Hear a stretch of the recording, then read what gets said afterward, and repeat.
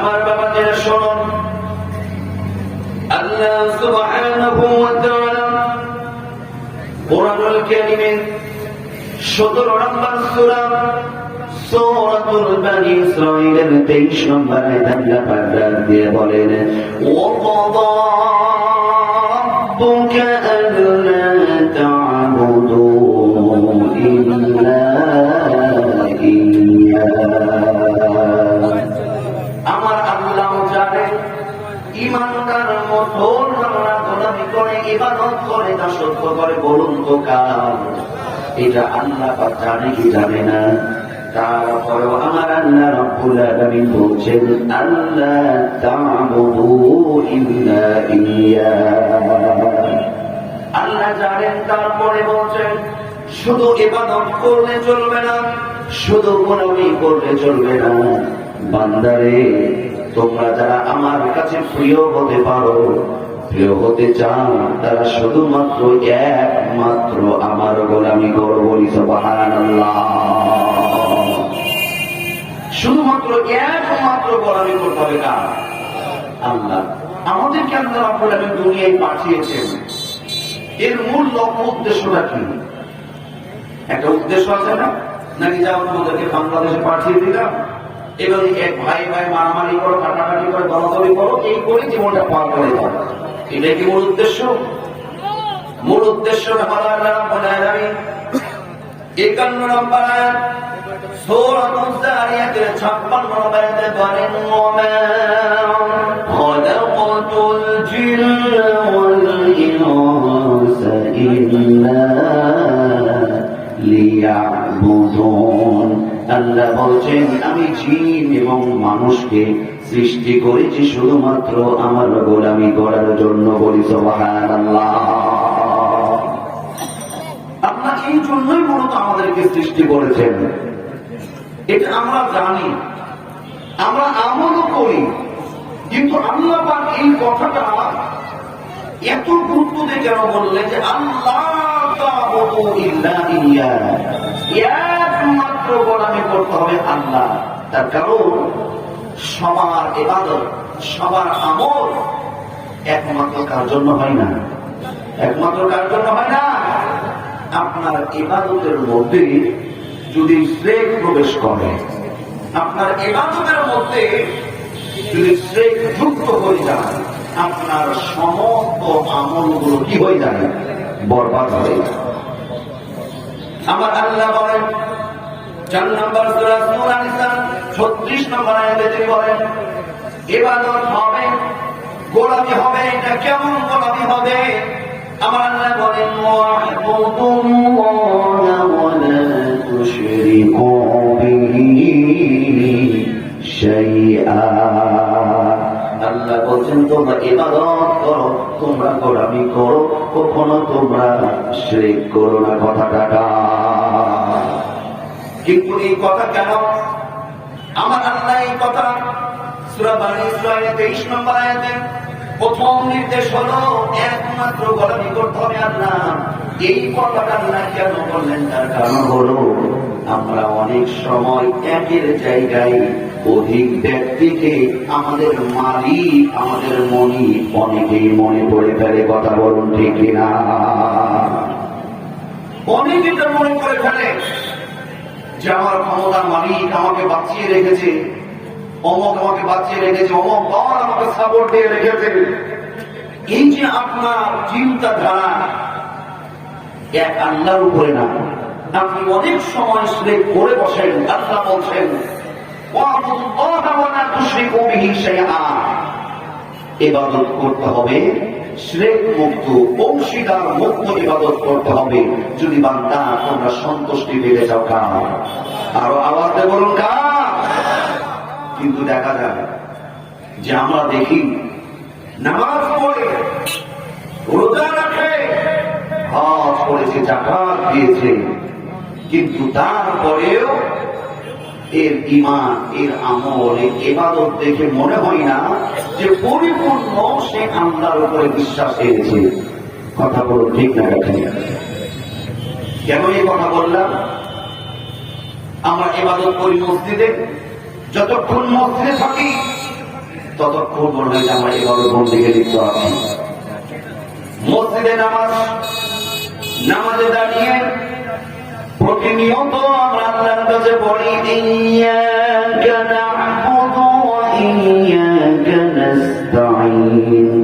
ও আল্লাহ, একমাত্র তোমারই ইবাদত করি, তোমারই কাছে আমরা সাহায্য চাই, করি কি করি না? আমরা আল্লাহকে বলি আল্লাহ তোমার গোলামি করি, তোমার দাসত্ব করি, তোমারই কাছে সাহায্য চাই। মসজিদ থেকে বের হয়ে মোবাইলটা চলে যায় বড় নেতার কাছে। ভাই, আপনি আমার দিকে দৃষ্টি না রাখলে আমার বাঁচার উপায় নাই, বরং তো আপনার মসজিদের ঈমান আমল কি থাকলো? শুধু তাই না, মসজিদে বলে ইয়্যাকা না'বুদু ওয়া ইয়্যাকা নাস্তাঈন, তোমার ইবাদত করি, তোমার কাছে সাহায্য চাই। কিন্তু সবার কাজের সাথে কথার সাথে কাজের মিল নাই।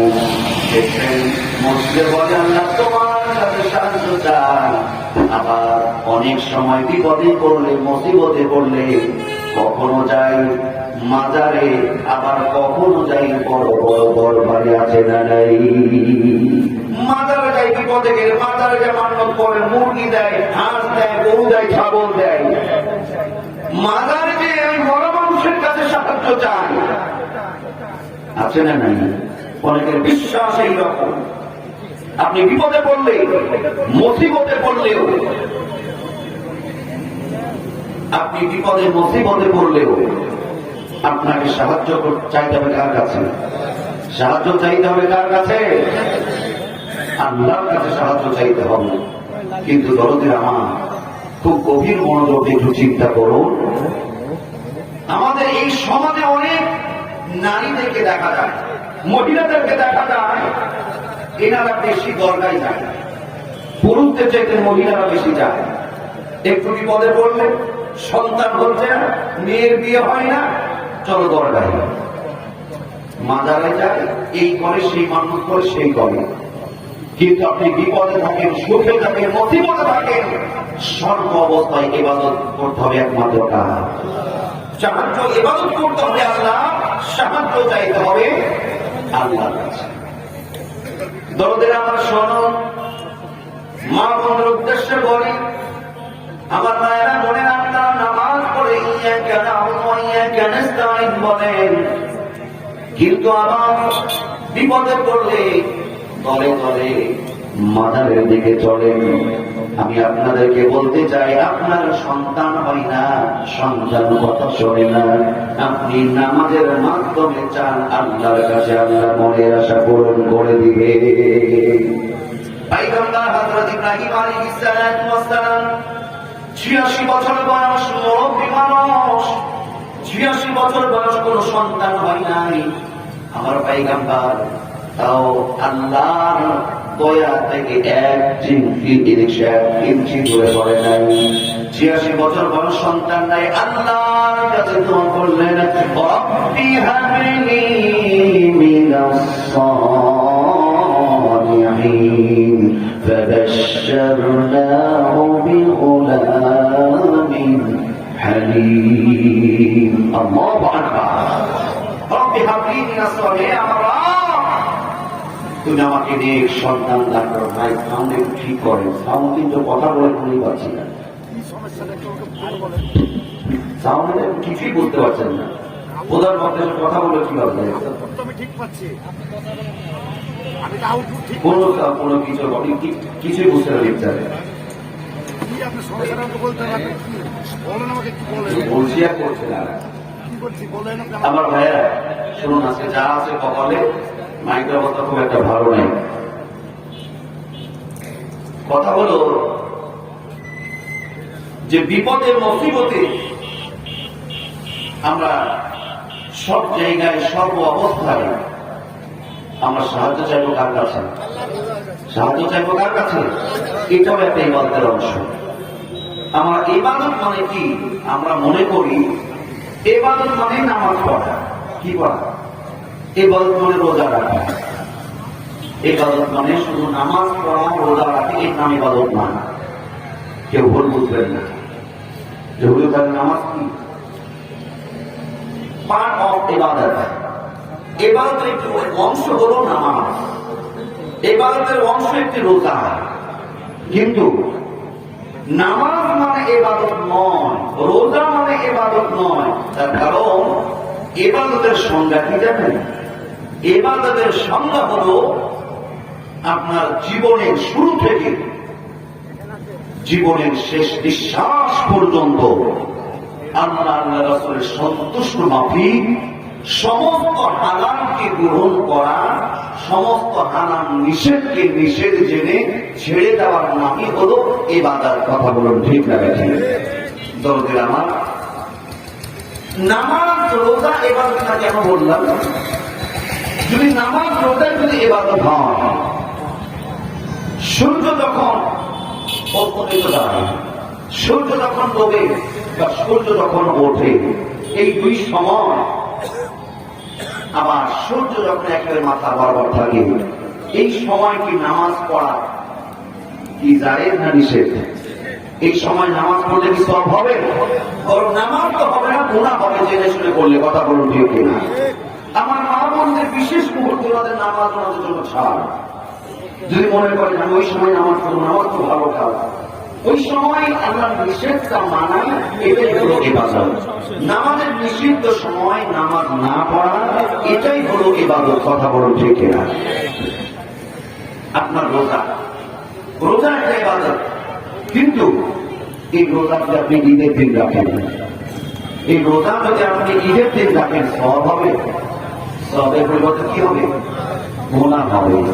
অতএব ইবাদত হলো আল্লাহর হুকুম মেনে, আল্লাহ আল্লাহ রাসূলের সন্তুষ্ট অনুযায়ী দরদের আমার জীবনের শেষ নিঃশ্বাস পর্যন্ত আল্লাহর জন্য জীবনটাকে উৎসর্গ করে দেওয়ার নামই হলো ইবাদত। বলি সুবহানাল্লাহ। আমার বাবা যে শুনুন, বলুন তো আমাদের রবকে, আমাদের মালিক হলেন আল্লাহ। যদি মালিক আমাদের আল্লাহ, তাহলে ওই আল্লাহর হুকুম মেনে আমাদেরকে জীবন যাপন করতে হবে। কথা বলুন ঠিক কিনা? এই জন্য আমার আল্লাহ বলছেন, শুধু একমাত্র কেবলমাত্র তোমরা আমার গোলামি করবে। আমার আল্লাহ রাব্বুল আলামিন এই কথা বলেছেন। কিন্তু আমাদের মধ্যে অনেকেই আছি 24 ঘন্টার মধ্যে, সারাদিন সারা রাতের মধ্যে প্রতিনিয়ত আমরা আল্লাহ পাকের অসংখ্য হুকুম আমরা লঙ্ঘন করি। কথা বলুন ঠিক কিনা?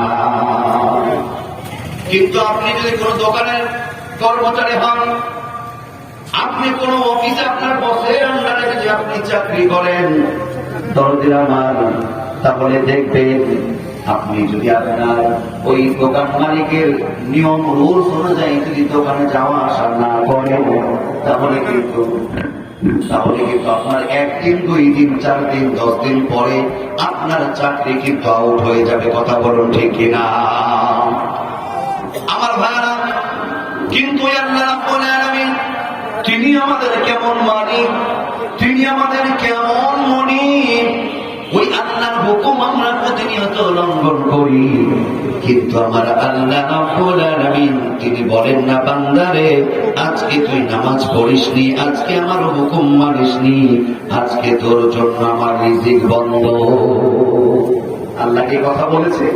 আল্লাহ এই কথা বলেন? ওই আল্লাহ কত বড় মহান ও দরদির আমার, সেই রব্বুল আলামিনকে খুশি করতে হলে একমাত্র আমাদের জীবনের সব কিছু উজাড় করে দিই ওই আল্লাহর ইবাদতে আমাদেরকে নিজেদেরকে গণ্য করতে হবে। কথা বলুন ঠিক না বেশি? তবে যারা আস্তিক আমরা বিশ্বাস করি, যারা আস্তিক আমরা বিশ্বাস করি যে আমাদের রব আল্লাহ, কিন্তু যারা নাস্তিক ওরা কি বিশ্বাস করে? ওরা কি বিশ্বাস করে যে রব আছে, স্রষ্টা বলতে কিছু আছে? ওরা বিশ্বাস করে না। আজকে 12টা বল দেখলেই করতে হবে, করে না। আগে দাও না, আরো আগে দাও, দেখে আগে দাও। যারা আস্তিক তারা বিশ্বাস করে আমাদের রব আছে একজন, ঠিক না ঠিক? আর যারা নাস্তিক এরা বিশ্বাস করে না বিধান আল্লাহর সামনে মাথাটা নত করতে পারে না। আপনি আমি আল্লাহর প্রতি আল্লাহর প্রতি আমাদের বিশ্বাস আছে না নাই? যারা বিশ্বাস করতে পারে না পুরোপুরি, তাদের আমল সুন্দর হয় না, তাদের আমল সুন্দর হয় না। এক নাস্তিক ইবাদত যে একমাত্র আল্লাহর করতে হবে, এক নাস্তিক সে বিশ্বাসই করে না যে স্রষ্টা বলতে কিছু আছে। আনসিন ইজ নাথিং, বলে যা দেখি না, যা বিশ্বাস করি না। দেয়ার ইজ নো গড, স্রষ্টা বলতে কিছু নাই, বলি না উযুবিল্লাহ। এই নাস্তিককে যারা আত্মিক বিশ্বাস করে কিছুতেই বোঝাতে পারে না যে না, একজন আল্লাহ আছে, এই পৃথিবীর একজন স্রষ্টা আছে, আমাদের একজন সৃষ্টিকর্তা আছে। ঠিক না ব্যাঠিক? আছে না? আপনি এটা যদি পুরোপুরি ঈমান বিশ্বাস না আনতে পারেন, তাহলে দরজা আমার আপনি ইবাদত করে মজা পাবেন না। এই নাস্তিককে কেউ বোঝাতে পারে না।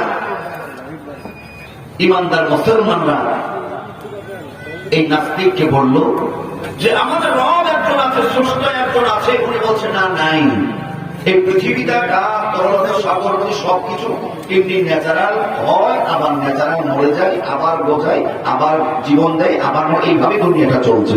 বলি না উযুবিল্লাহ। নাস্তিক কিছুতেই মানতে রাজি না। ওকে বলা হলো যে আমাদের একজন ইমাম সাহেব আছেন, ইমাম সাহেব আপনাকে পারবে বোঝাতে। দেখো কত বড় ইমাম সাহেব আছে। একদিন বাহাসের একটা বিশাল একটা আয়োজন করা হলো। যারা ইমানদার, আস্তিক যারা, এই সমস্ত ইমানদাররা বললেন আমাদের একজন ইমাম সাহেব আসবে। ইমামের নাম হলো ইমামে আযম আবু হানিফা রাহমাতুল্লাহ আলাইহি। উনি আপনার সামনে আসবে, উনি আপনাকে বিশ্বাস করিয়ে দিবে ইনশাআল্লাহ। জুম্মাবারে, জুম্মার পরে ডেট করা হলো। নাস্তিক হাজির, ইমাম সাহেব এখনো আসে নাই। 1 ঘন্টা 2 ঘন্টা পার হয়ে গেছে, 2 ঘন্টা পার হয়ে গেছে। নাস্তিক হাজির, ইমাম সাহেব নাই, অর্থাৎ ইমামে আযম আবু হানিফা রাহমাতুল্লাহ আলাইহি এখনো আসে নাই। নাস্তিকের মাথা গরম, কি ব্যাপার? তোমাদের কোন ইমামকে তোমরা ডাকছো যে ইমামের সময় কোনো জ্ঞান নাই? ওর তো সময় জ্ঞান নাই, ওর সাথে কোনো বাস নাই। বলছে না, বসেন, হুজুর চলে আসবে। কিছুক্ষণের মধ্যে হুজুর হাজির। কয় ঘন্টা পর? 2-2.5 ঘন্টা পার হয়ে গেছে। এবার ইমাম সাহেব যখন এসেছে, নাস্তিক বলছে যে আপনার সাথে বাস করবো না, আপনার সাথে বসবই না। কেন? অপরাধটা কি? বলছে আপনার সময় জ্ঞান আছে, আপনি 2 ঘন্টা পরে আসছেন, আপনার সাথে বাহাসে হবে না। বলছে ঠিক আছে ভাই, আপনার আমার সাথে বসার দরকার নাই, তবে আমি যে 2 ঘন্টা লেট করলাম, কেন লেট হলো, কেন একটা কারণ আছে না নাই? সে কারণটা আপনি অন্তত পক্ষে শোনেন তো। বলেন কি কারণ? ইমাম সাহেব এবার বলে যে আমি যখন খবর পেলাম যে আমাকে আসতে হবে, আমি বাড়ি থেকে বের হলাম। আমি প্রচুর টেনশনের মধ্যে ছিলাম যে আমার বাড়ির সামনে ফুরাত নদী, এখন নদী আছে, নদী পার হয়ে ওই পারে যেতে হবে। আমার কোনো যানবাহন নাই, কোনো নৌকা নাই, আমি কিভাবে ওই পারে যাব? এই টেনশন করতে করতে আমি বাড়ি থেকে বের হলাম। হঠাৎ দেখছি নদীর পাশে একটা গাছের একটা চারা রোপণ হয়ে গেল। কিছুক্ষণের মধ্যে দেখছি গাছটা অটোমেটিক বড় হয়ে গেল। আবার কিছুক্ষণ পরে দেখছি গাছটা অটোমেটিক যেন সুন্দরভাবে কাঠের মতো তক্তা হিসাবে গাছটা কাটা হয়ে গেল। ইমাম সাহেব বলছে, কে বলছে গল্পটা? ইমাম সাহেব বলছে যে আমি কিছুক্ষণের মধ্যে দেখলাম ওই গাছের কাঠগুলো, তক্তাগুলো সুন্দরভাবে পাট একবারে সুন্দর সাইজ মতন হয়ে গেল। কিছুক্ষণের মধ্যে দেখছি এই তক্তাগুলো নদীর এক পাশে নেমে গিয়ে একটা সুন্দর একটা নৌকা হয়ে গেল। শুধু নৌকা না, সুন্দর আলকাতরা পাড়া লেগে এটা সুন্দর একেবারে পরিপূর্ণ একটা নৌকা যখন হয়ে গেল, আমি যে নৌকায় বসলাম আমি বুঝতে পারলাম না, মাঝি নাই, কিছুই নাই, অটোমেটিক এই নৌকাটা যে আমাকে নদীর এই পারে নামিয়ে দিল। আবার আমি এই পারে চলে আসলাম, কিছুক্ষণের মধ্যে দেখছি যে নৌকাটা কোন দিক চলে গেল, আমি কিছু বুঝতেই পারলাম না। নাস্তিক বলছে, ইমাম সাহেব আপনার তো সময়ের জ্ঞান নাই, আমি ভেবেছিলাম যে আপনি ছোটখাটো একটু পাগল হবেন, তবে দেখছি যে আপনার মাথা গোটাই শেষ। ইমাম সাহেব বলে কেন? নাস্তিক বলে হুজুর আপনার সঙ্গে কোনো কথা নাই, আপনার মাথা ঠিক নাই, আপনার মাথা গেছে। আপনি কিভাবে বলতে পারেন, আপনি কিভাবে বলতে পারেন যে একটা গাছ এমনি এমনি হয়ে গেছে, একটা গাছ এমনি এমনি বড় হয়ে গেল?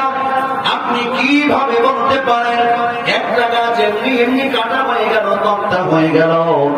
আপনি কিভাবে বলতে পারেন এমনিতেই নৌকা হয়ে গেল, আপনাকে নামিয়ে দিয়ে আবার নৌকাতে চলে গেল? আপনি এটা কিভাবে বলতে পারেন? আমি বুঝতে পেরেছি আপনার কোনো বুদ্ধি নাই, আপনি একটা পাগল।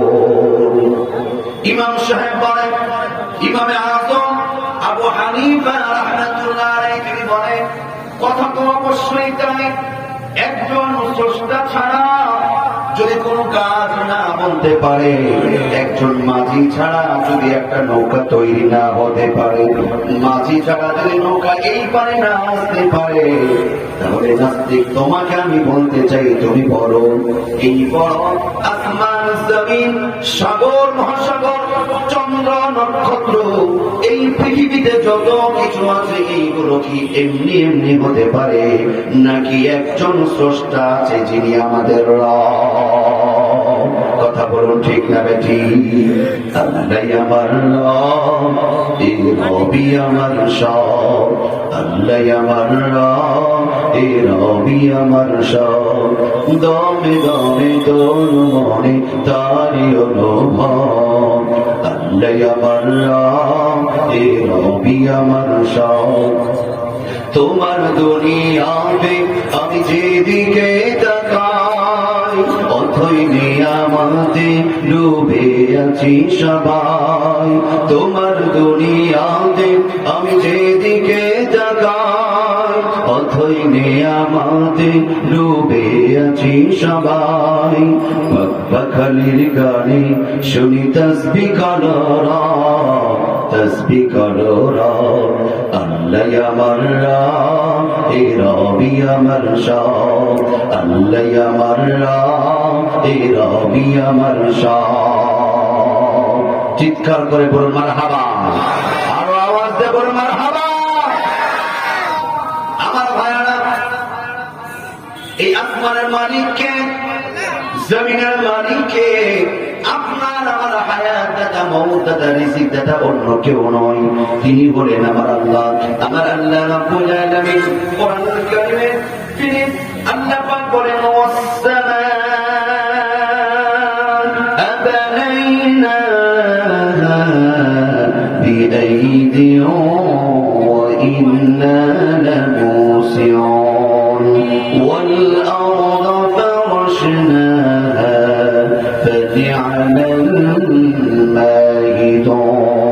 চিৎকার করে বলুন আল্লাহু আকবার।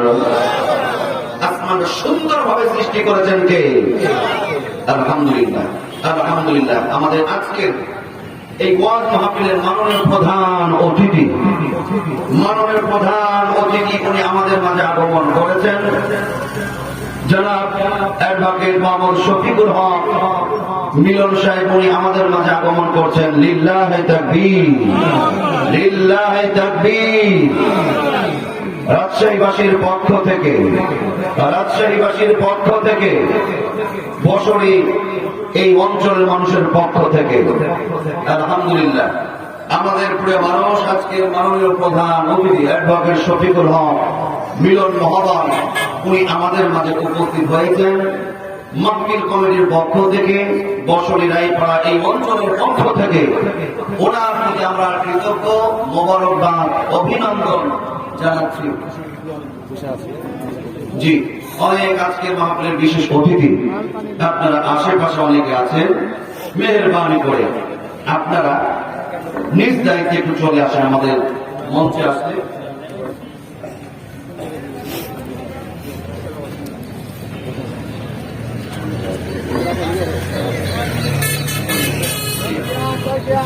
আমার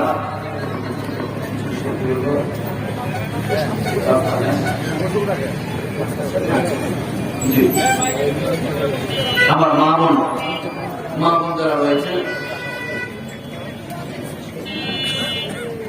আমার মা বোনদের অনুরোধ করবো, আপনাদের রাস্তার ওই সামনে বলে আপনারা আগে বসেছেন, আপনার রাস্তায় বলে আগে বসেছেন, রাস্তাটা একটু ক্লিয়ার করে দিবেন, আর না হলে ওই পিছনের দিকে আপনারা চলে যাবেন, যেন পরবর্তীতে কেউ আসলে সহজে বুঝতে পারে। এইরকম একটি পরিবেশ আমি আপনাদের সহযোগিতা চাচ্ছি।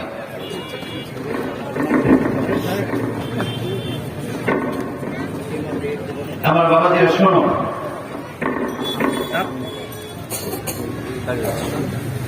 জি, আমি যেটা উপরে চলে আসেন, মঞ্চে চলে আসেন, আর অনেক আমি দেখতে পাচ্ছেন আমি যেটা উপরে আসেন, আরো বিষয়কে যারা আছেন এর গান করে আপনাদের আসুন।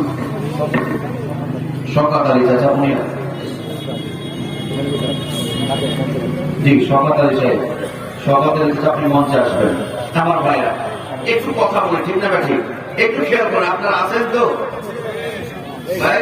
আছেন? একটু হাত তোলেন, কে কে নাই আছেন? সবাই আছেন? একটু কথা বলে দেখি, শোনেন, একটু খেয়াল করেন আমার ভাইরা, একটু সামনে আসেন, কেউ কথা বলবো না। আমি বলছিলাম, আপনি যতক্ষণ হৃদয়ে এই জায়গাটা না দিতে পারবে যে আমার রাজনীতি, অর্থনীতি, পরিবার নীতি, সমাজনীতি, ব্যবসা বাণিজ্য, এমনকি আপনার জীবন মরণ সবকিছু কার হাতে? কার হাতে? আমার আল্লাহ বলেন,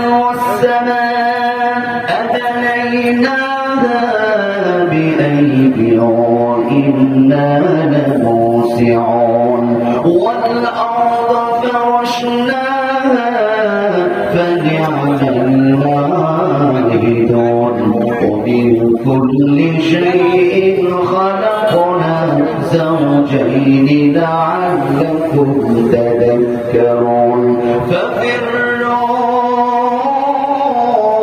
ففروا إلى الله إني لكم منه نذير مبين الله أكبر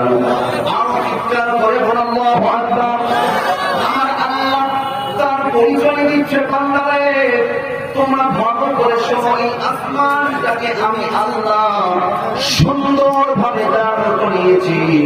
والأرض فرشناها فنعم الماهدون, শুধু তাই না, এই দুনিয়াটাকেও আমি আল্লাহ, জমিনটাকে আমি বিস্তৃত করেছি। শুধু তাই নয়, আমার আল্লাহ রাব্বুল আলামিন বলেন, আমি তোমাদেরকে আমি জোড়ায় জোড়ায় সৃষ্টি করেছি যেন তোমরা আমার কাছে শিক্ষা গ্রহণ করে আসতে পারো। বলি সুবহানাল্লাহ। আল্লাহর নবী তারপরে নবীর কথাটা নবী বলেন, ফাফিরু ইলাল্লাহ, অতএব তোমরা আল্লাহর দিকে ফিরে আসো, অতএব তোমরা আল্লাহর গোলামি করো। ইন্নী লাকুম মিনহু নাযীরুম মুবিন, আমি আল্লাহর পক্ষ থেকে তোমাদের জন্য সত্য একজন সতর্ক স্বরূপ। বলি সুবহানাল্লাহ। এখন বলছিলাম যে এক নম্বর যে বিষয়টা আল্লাহ নির্দেশ দিচ্ছেন, একমাত্র আমরা গোলামি করবো কার? হুকুম মানবো কার? সব ঠিক আছে, ইবাদত করবো আল্লাহ, কিন্তু হুজুর রাজনীতি করবো নিজে, নাকি এটা আল্লাহ? সব ঠিক আছে, হুজুর পরিবার চালাবো নিজের মতন।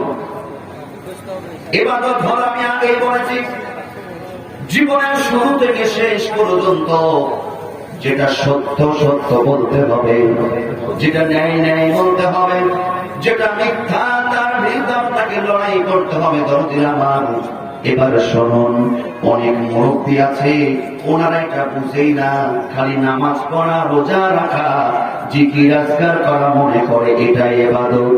কিন্তু সমাজে কেউ যদি অন্যায় কাজ করে, সমাজে কেউ যদি ফাহিশা গর্হিত কাজ করে, সমাজে কেউ যদি বিশৃঙ্খলা সৃষ্টি করে, রাষ্ট্রে কেউ যদি অন্যায় ভাবে বিশৃঙ্খলা সৃষ্টি করে, আপনি এর প্রতিহত করা, বাধা প্রদান করা, এটাও একটা ইবাদতের অংশ। কথা বলুন ঠিক কিনা? আমার দেশ, আমার মায়ের দেশ, আপনার প্রাণপ্রিয় রাষ্ট্রের বাংলাদেশ, কথা বলুন ঠিক না ব্যাটি?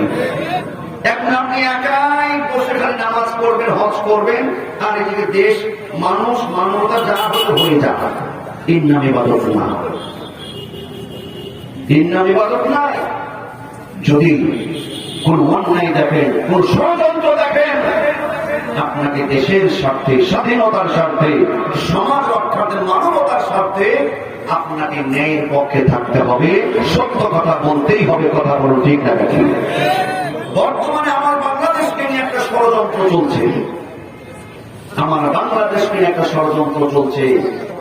কান খাড়া করে শুনবেন এবং প্রস্তুতি রাখবেন। ষড়যন্ত্রটা কি জানেন? এটা শুধু আমাদের জাতীয় ইস্যু নয়, এটা একটা আন্তর্জাতিক ইস্যু। ইন্টারন্যাশনাল একটা জঙ্গিবাদী উগ্রপন্থী সংগঠন ইসকন নামক এই ষড়যন্ত্র কিন্তু বাংলাদেশে প্রবেশ করেছে। কথা বলো ঠিক না দেখেন? এটা হলো ইন্ডিয়া পরিচালিত আর আমেরিকা প্রযোজিত। এটা হলো মূলত ইহুদিদের একটা সংগঠন।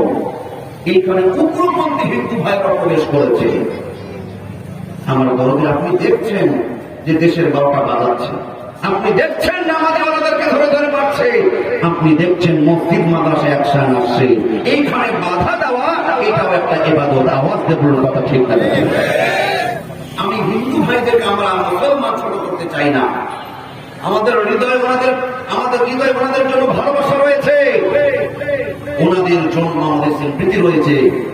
এটা ওনারা নিজেরাই দেখেছেন যে ওনাদের মন্দির, আমার দেশের মাদ্রাসা ছেলেরা, নামাজি ছেলেরা মন্দির পাহারা দিয়েছে। কথা বলুন ঠিক না বেঠিক? আমরা কখনো হিন্দু ভাই বোনের জন্য কোন ধর্মের, এই বাংলাদেশের মুসলমান, বাংলাদেশের মানুষ অত্যন্ত নরম, অত্যন্ত ধর্মভীরু।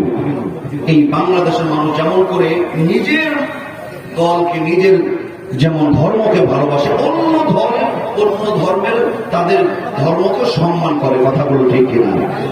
আমরা দেখেছি যে হিন্দু ভাই সহ অন্যান্য ধর্মদের তাদের আমরা বিভিন্ন সহযোগিতা করেছি, কিন্তু তার মানে এই নয় এটা দুর্বলতার সুযোগ নিয়ে আপনি মনে করেন না যে আপনি ইসলামের উপরে আঘাত হানবেন, মুসলমানদের উপরে আঘাত হানবেন। উগ্রবাদী হিন্দু ভাইরা এই দুঃসাহস করলে বাংলাদেশের মুসলমান সেটা মেনে নিবে না। কথা বলুন ঠিক কিনা? এই ইসকন এদের উদ্দেশ্য হলো বাংলাদেশে তাদের রাজ কায়েম করা। এদের উদ্দেশ্য হলো মুসলমানদের ক্ষমতা, মুসলমানদেরকে নিশ্চিহ্ন করা। বলি নাউজুবিল্লাহ। আমার ভাইরা, এখনো পর্যন্ত ইসকনকে নিয়ে কথা বললে কারো গায়ে জ্বালা পড়া শুরু হয়ে যায়। সে হলো মুসলমান ঘরের সন্তান। কথা বলুন আছে না জানি? কিছুদিন পূর্বে চট্টগ্রামে আদালতের বারান্দায় আপনারা লক্ষ্য করেছেন অ্যাডভোকেট সাইফুল ইসলাম আরিফ ভাইকে সেই ইসকন উগ্রপন্থীরা কুপিয়ে হত্যা করেছে। কথা ঠিক না ব্যাঠিক? আপনারা যারা জানেন কথা বলেন ঠিক না ব্যাঠিক? এটা দেখার পরেও আপনি যদি চুপ মেরে থাকেন, ও মুসলমান ভাইরা, চুপ মেরে থাকা এটা ইবাদত নয়। এইখানে যার যার জায়গা থেকে কথা বলা এটাও একটা ইবাদত। কথা বলুন ঠিক কিনা? যদি আপনি চুপ মেরে থাকেন তাহলে বোঝা যাবে ওই মুসলমান অ্যাডভোকেট সাইফুল ইসলাম আলিমের চাইতে ইসকন সংগঠনের ওই দলের প্রতি আপনার ভালোবাসা বেশি। আর যদি এমনটাই হয় তাহলে বুঝে নিতে হবে আপনি গোলামি, আপনি ইবাদত আল্লাহর করেন নাই, আপনার গোলামিটা শয়তানের জন্য হয়ে যায়। কথা বলুন ঠিক না ঠিক? আমার ভাইয়েরা শুনুন, আমার আল্লাহ রাব্বুল আলামিন কোরআনুল কারীমে তিনি বলেন 5 নম্বর সূরা মাইদার 51 নম্বর আয়াতে, ইয়া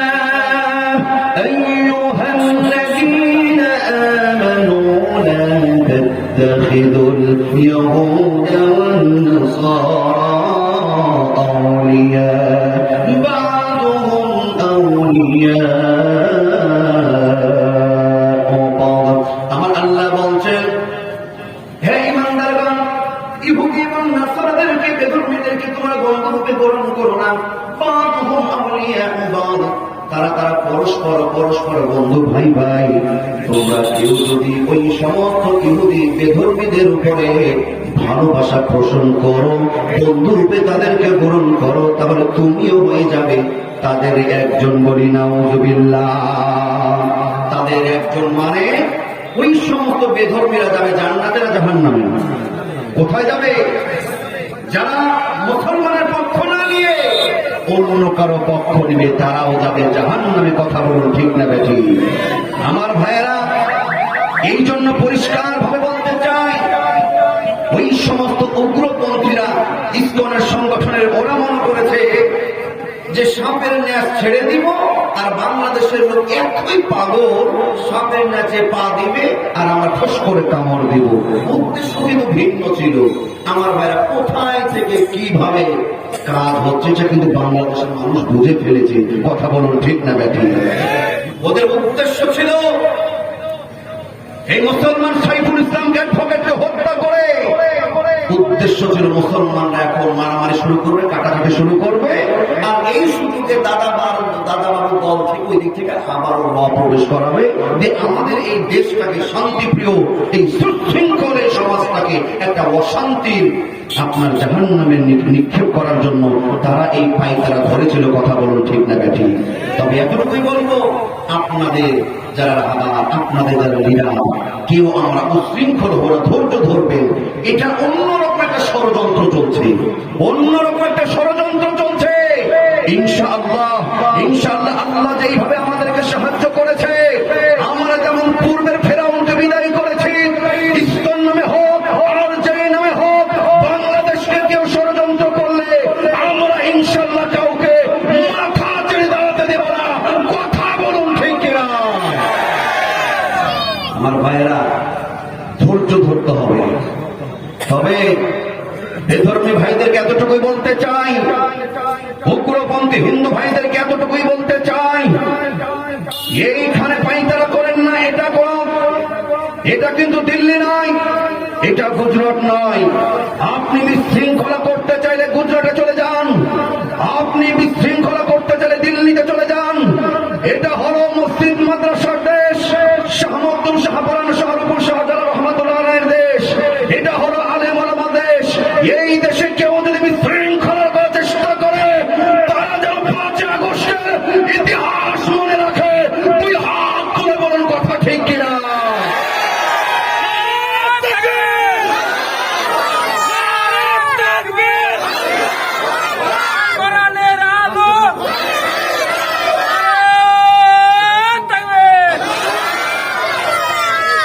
আমার ভাইয়েরা শোনো, এটা একটা ইবাদতের অংশ। আপনি যদি খাঁটি ইমানদার মুসলমান হতে চান, আল্লাহর জন্য, আল্লাহর রাসূলের জন্য প্রয়োজনে জান দিতে হবে, মান দিতে হবে। এরাই আল্লাহর কাছে প্রিয় হয়ে যাবে। কথা ঠিক কিনা? সারা পৃথিবীতে কোটি কোটি মিলিয়ন মিলিয়ন আল্লাহর বান্দারা ইবাদত করে, বন্দী করে। শুনুন, আল্লাহ পাক তাদের কাদেরকে প্রিয় বলছেন, কাদেরকে সচ্ছালক বলছেন, কাদেরকে ফ্রেশ বলছেন, একটু মিলিয়ে নিবেন। আপনি আমি সবাই ইবাদত করি। এইখানে পুরুষের প্যান্ডেল আছে, এপারে মহিলা প্যান্ডেল আছে।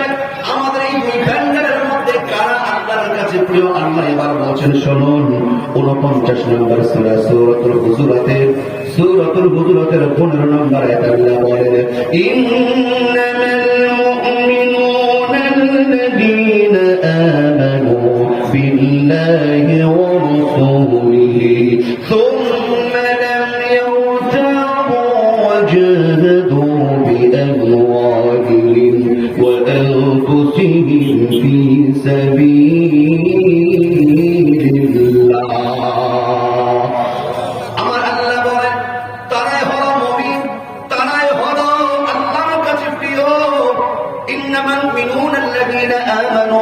যারা ঈমান আনলো বিল্লাহি ওয়া রাসূলি, ঈমান আনার পরে আল্লাহ এবং আল্লাহর রাসূলের উপর ঈমান আনার পরে আর বসে থাকলো না।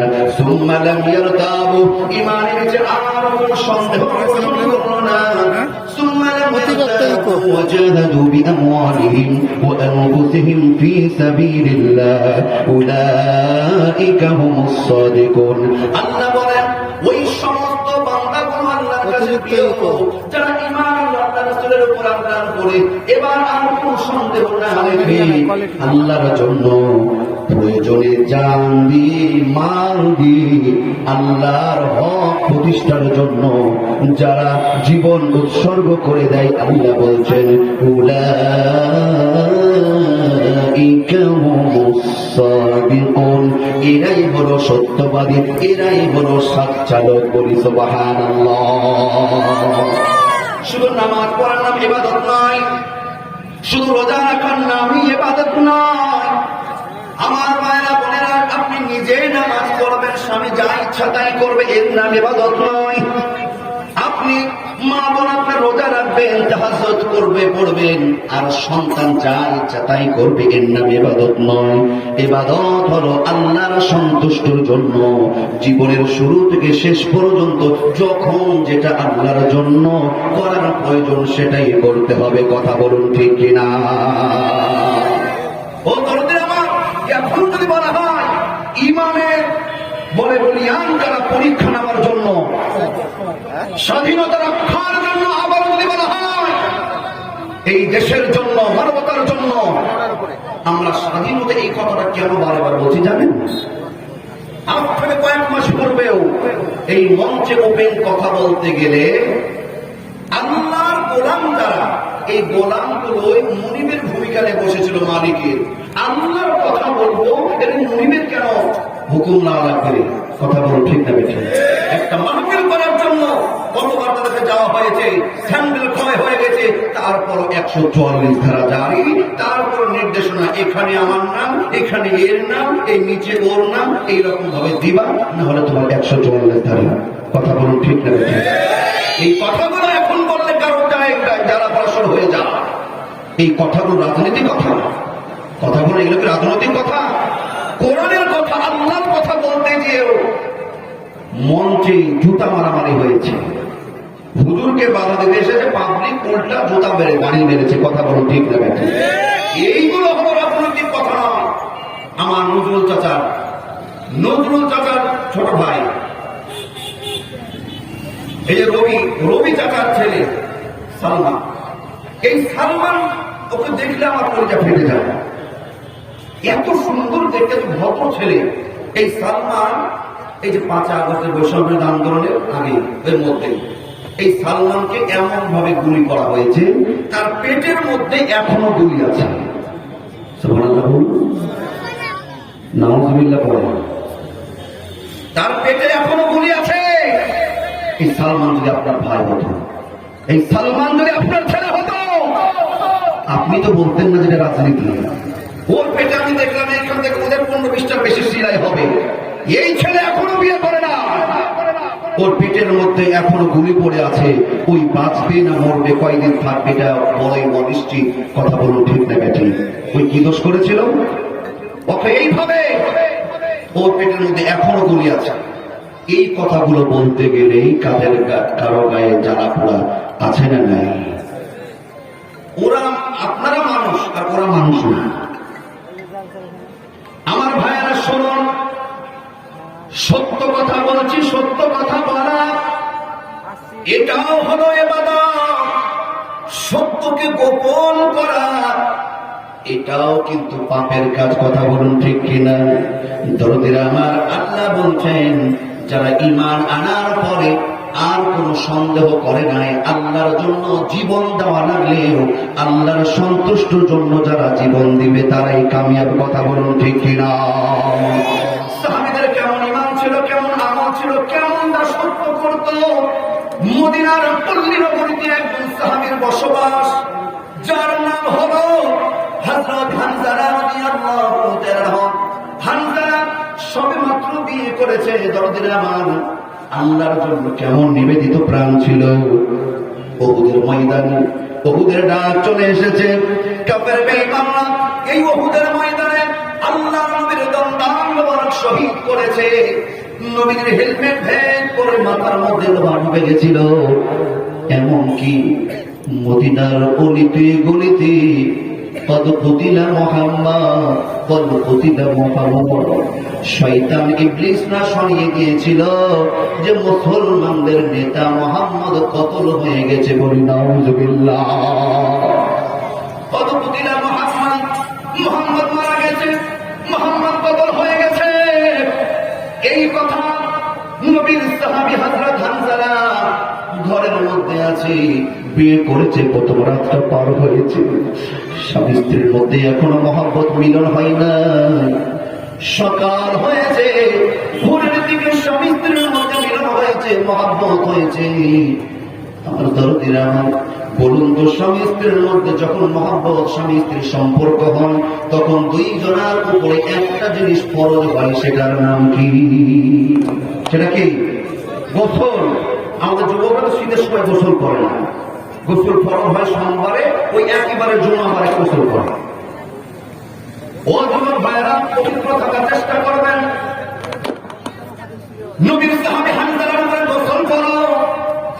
ঘরের মধ্যে আওয়াজ চলে এসেছে, কদ কুতিলা মুহাম্মদ, মুহাম্মদ কতল হয়ে গেছে, মুহাম্মদ শেষ হয়ে গেছে। ইবলিস কথাটা ছড়িয়ে দিয়েছে। হানজালা এই কথাটা শুনে আর ঠিক থাকতে পারছে না। প্রাণের স্ত্রীকে বলে, স্ত্রী গো, তরবারিটা দাও, আমাকে বিদায় দাও, আমি উহুদের ময়দানে যেতে চাই। স্ত্রী বলে, ও আমার প্রাণের স্বামী, আপনি একটু ওয়েট করেন, থামেন থামেন, আপনি যাবেন যান, তবে একটু থামেন, একটু থামেন, আপনার গোসল ফরজ, বাকি গোসলটা আদায় করেন। হানজালা বলে, প্রাণের স্ত্রী রে, প্রাণের স্ত্রী, যেই নবীর কাছে ঈমান এনেছি, যেই নবীর উপর ঈমান এনেছি, সেই নবী যখন দুনিয়ায় নাই, সেই নবী যখন দুনিয়ায় নাই, তাহলে এই গোসলের আমার আর কোনো প্রয়োজন নাই। আমি গোসল করতে চাই না, আমি এই মুহূর্তে উহুদের ময়দানে যেতে চাই। তাদের স্ত্রী বলে, স্বামী গো, আপনি একটু দাঁড়ান, একটু অপেক্ষা করেন, আমাদের সবে মাত্র বিয়ে হয়েছে, আপনাকে ভালোভাবে দেখার স্বাদ আমার এখন মিটে নাই, আপনাকে একটু প্রাণ ভরে আমি দেখতে চাই, কথা দিচ্ছি কোন প্রেম নিবেদন করব না, শুধু একটু ভালোভাবে চিনে রাখতে চাই, যেন কাল কিয়ামতের দিন আল্লাহর সামনে আমি আমার পরিচয়টা তুলে ধরতে পারি, বলি সুবহানাল্লাহ। এই কথা যখন বলে, হানজালা বলে, ও আমার প্রাণের স্ত্রী রে, আমাকে চিনে রাখার দরকার নাই, আমাকে মনে রাখার দরকার নাই, আল্লাহর কাছে দোয়া করো, আমার আল্লাহ তোমার আমার ইবাদতে আমলে যদি খুশি থাকে, কাল কিয়ামতের দিন তোমার আমার সঙ্গে সাক্ষাৎ মিলিয়ে দিবে। ঠিকই তো ছিল, আবার হাত দিয়ে আপনি আবার বাড়ানো, ঠিক ছিল। দরদের আমার শোনো, এই কথা বলেন, নবীর সাহাবী হানজালা বাড়ি থেকে বের হয়ে যায়, উহুদের ময়দানে চলে যায়, যুদ্ধ শুরু করে দেয়। যুদ্ধ করতে করতে অসংখ্য কাফের বেঈমানকে বিদায় করে দেয়। এক পর্যায়ে নবীর সাহাবী হযরত হানজালা সেও নিজেও বিদায় নেয়, বলি সুবহানাল্লাহ। নবীর সাহাবী যখন হানজালা বিদায় নেয়, মদিনা 70 জন উহুদের ময়দানে সাহাবী শহীদ হয়েছিল। 70 জন সাহাবীর লাশগুলো যখন একত্রিত করা হলো, দৌড়িয়ে হানজালার স্ত্রী চলে এসেছে উহুদের ময়দানে, কি যেন খোঁজাখুঁজি করে। সাহাবীরা বলে, তুমি কে? তোমাকে তো চিনলাম না, তুমি কি তালাশ করো?